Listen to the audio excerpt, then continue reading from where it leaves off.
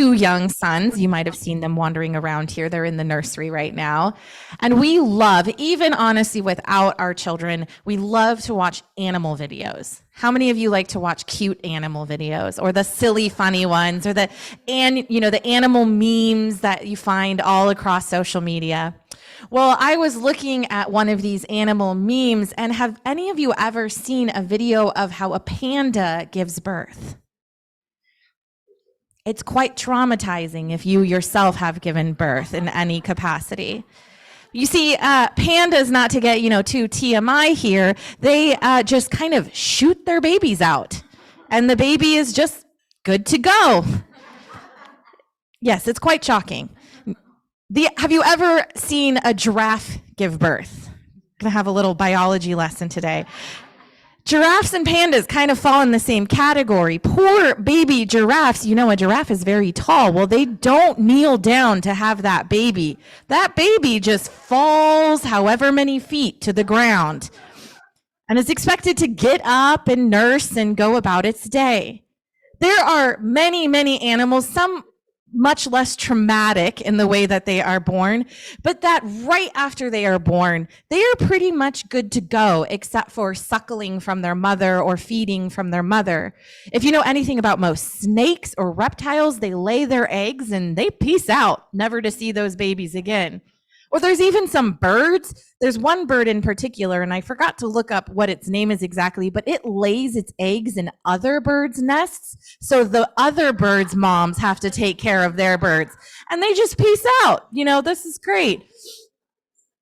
If you know anything, though, about having a child, whether you gave birth to that child, adopted it, brought that child into your home, grandchild, neighbor, whatever, you know that our infants, it takes, the CDC says, up to 2 years of weaning, breastfeeding those children. It takes up to my child, youngest child, took him about 18 months to decide to start walking, let alone being able to feed himself and take care of himself. It takes years. And it occurred to me when I was watching this very outrageous panda birth video, just how stark contrast it is with our children, with human babies, and how this idea of how we take care of our young really sets a foundation for us of how we are meant to take care of each other. The fact that our young need so much care for so long is an indicator to us that that's not meant to stop once they finally, go off to college. But that we are meant to build our very nature of community on how we take care of the most vulnerable of us. It takes a village, they say. It truly takes a village when raising a child. And yet in our culture and in our communities, we have begun to expect, especially mothers, to do it all alone. They are meant to have a full-time job or part-time job or remote job, and they're also meant to watch their children and be able to either afford daycare or get their kids to daycare or take care of their kids while working, while also keeping the house clean, while also keeping the house together, not falling apart, while also getting the groceries, while also cooking the meals. And we include people of all gender and expressions in this, but the truth is it often falls on those who consider themselves women, these different layers of roles. And if you've had any ear or eye to the news recently, you'll also have heard that yesterday, the federal subsidies for childcare was let to expire. That 3 million children in our country now are without childcare. The way that we treat the most vulnerable in our community should be the foundation in which we build our community, even into adults and even into our elderly. Because this is not just an infant, toddler problem. This is an elderly end-of-life problem too. You see, I'm a hospice chaplain, so I am with people at the end of life. And one thing that I find myself dealing with more than anything else is this national, and it is a national problem, of a lack of caregivers and affordable caregivers. It doesn't matter what economic stratosphere somebody comes from. It doesn't even matter if they have a lot of family that can help out. The fact of the matter is to have around the clock caregiving, somebody who is trained in caregiving. It is exorbitantly expensive and almost no insurance covers it. You have to get care insurance on the side. And even with care insurance, it only covers just a little bit of it. And I encounter almost every day couples who are both, in their later years, and one person is pretty much incapacitated, unable to walk very well or get themselves in and out of bed. And yet their, 80-year-old spouse is meant to be able to figure out how to pick them up and put them back in bed, or how to feed them or dress them. These simple things that we think that we put so much emphasis and effort with when we have a young child. It's much easier to dress and feed and put a young child to bed. And we need to do the same things at the end of life, but now we're dealing with someone who is a lot heavier and a lot more difficult to do those things. There is an entire industry, actually, of not just caregivers, but of those who, I'm going to tell you about that later. I'm jumping ahead right now.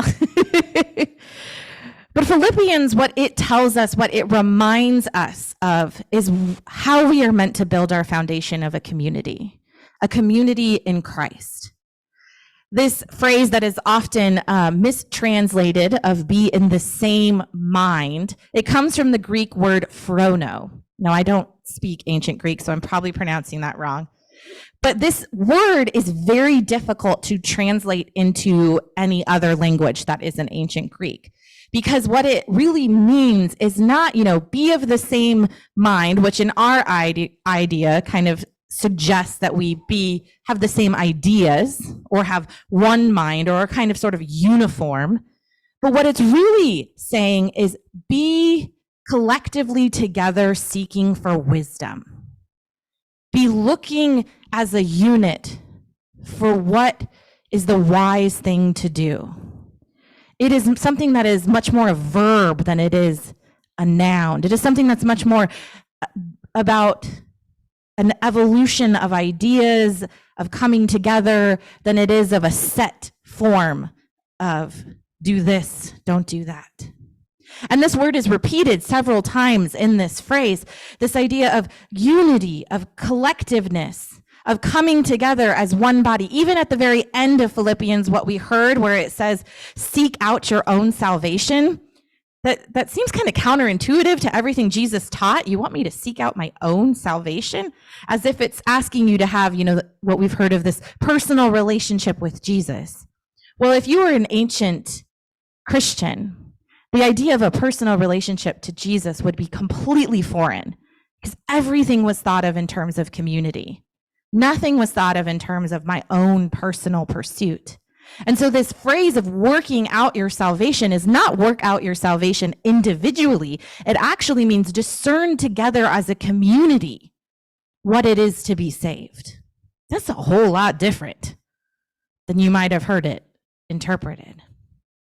It's a whole lot different for us when we think about what it is to be in community with one another. Philippians is challenging us to seek out this unity, but it's also challenging us to seek out this humility. This humility that it calls us to, of do not think of anything in your selfish pursuits, but think of others better than yourselves. It's kind of the golden rule. It is calling the people at the time to live and work and operate in completely counter-cultural to what was the norm. And it's interesting because the norm in Roman culture sounds very much like the norm today. It was called the Roman course of honor. And culturally, what that meant is you were meant to focus and strive to be the best you could be, to be as powerful as you could be, to be as rich as you could be. It was all about aspiration, or what we like to call today, capitalism. So when Paul is telling the Philippians to be humble, but also be united, That is very counterintuitive to what Roman culture is saying is, who cares about your buddy next to you? If you need to stomp them down to get up higher in your field or in your world, that is okay, because it is about, as Machiavelli said, it's about the ends, not the means. But Jesus is inviting us and asking us for something else, something different. This is what I was earlier going to tell you at the wrong time. What I encounter so often too, the saddest part, I think, of my job is not the dying part. It is the part when we have patients who have literally nobody. We work with people on every part of the economic stratosphere, every background. I in one day can go see the poorest of the poor to the richest of the rich. And it's interesting because even those who have achieved so much, if you don't have anyone around your bedside at the end of life, that means nothing. Nothing. And there is this entire industry that I was going to tell you about that I was shocked to find out about and wouldn't have known about it if I hadn't worked for hospice. But there is an entire industry of guardianship, of corporate bodies that take care of the finances, the paperwork, the last will and testament of those who have no one. And having no one at the end doesn't mean you've done anything wrong necessarily with your life. Often we'll encounter folks who, their spouse has passed before them and they had no kids. Or we'll find people too who have different mental disabilities or physical disabilities who ended up kind of aging out of the system, and now either their family is no longer supportive of them or they have guardianship for them. And these guardians rarely ever go and see their patients, their people. They are there more as someone to govern all the nitty-gritty bureaucratic things, to pay the bills in essence, and to know what to do with the extra money left over after someone dies. They're not there to sit and to hold one's hand and to breathe with someone even if they're unable to communicate, because breathing with someone, it's a way of connecting. That to me is one of the worst things that I encounter. Beyond the soap opera episodes of family drama that we see every day, beyond the, dying of somebody who is too young and still has a lot of life to live, beyond even some of the worst diseases that we encounter that give you some of the worst types of deaths, it is when someone is alone. And we strive as much as we can to be there with them. That's a lot of my job, is just being a companion to someone who has no one, letting them know that they are not alone when they pass. But we can only do so much. The reality is that how we treat our youngest and how we treat our oldest is an indicator of what is important to us and where our hearts are. If we cannot take care of our most vulnerable, then what are we doing? We spend billions and billions of dollars in war and in things that, at the end of the day, they're important to a degree, but we then are cutting these programs for childcare, trying to cut programs for Medicare, trying to take away things that could help our loved ones in the beginning and end of life. So there is things that you can do. This isn't all doom and gloom and feel bad. There are definitely things you can do, like advocate in your communities. It's great to get connected with your local politicians, vote, to take, those are all kind of macro things, but the most important thing you can do, and today being World Communion Sunday, I don't know if you knew that, it's World Communion Sunday, is it can get kind of overwhelming when we live in such a globalized world. There's so much that needs help. There's so many who need, basic goods and needs. Where do you start? You start right here. You start right here. I don't know about you, but in this community, we definitely have some young people and we definitely have some old people. We definitely have people who have kids and people who have grandkids and maybe some people who have great grandkids. We definitely have people who have probably loved ones who are neurodiverse or have different disabilities. It is here in this room, it is in your home, it is in your neighborhood that this can begin.